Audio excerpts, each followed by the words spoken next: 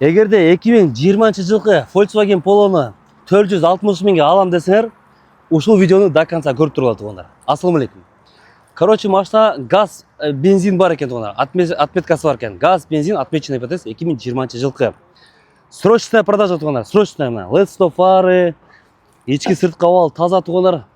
Мына, көрсөңүздөр болот. Страховкасы бар экен. Декабрга чейин айдап турса болот деди туугандар. Декабрга чейин айдап турса болот. Казанжак мына ровный. Казанжак таза экен. 460 миң. Торг бар туугандар. Реальная цена, реальный машинанынчы. Бул туугандар 2020-жылкы 1.6 механика туугандар. Механика. Ошол ушундай баа койду.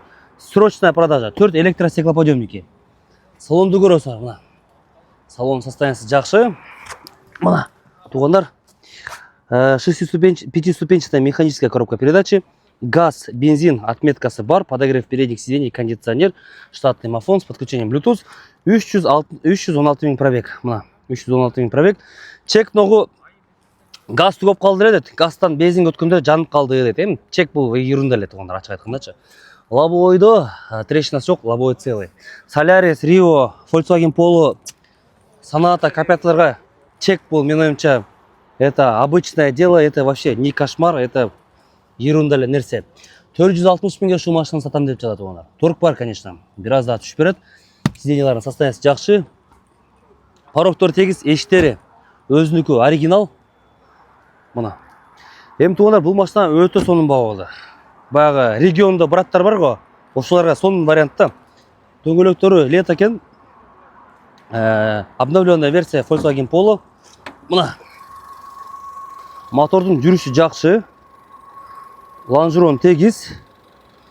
Крыло капот өзүнүкү оригинал. Крыло капот өзүнүкү оригинал. 460 миң срочная продажа.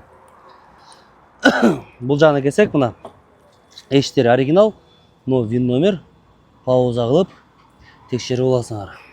Ушундай.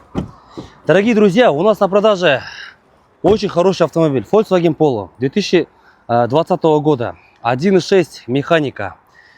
1.6 механика, под такси, документы на руках, пробег 335 тысяч, цена на эту машину 460 тысяч плюс торг. 460 тысяч плюс торг. Срочно горит. Сегодня, завтра нужно продать машину.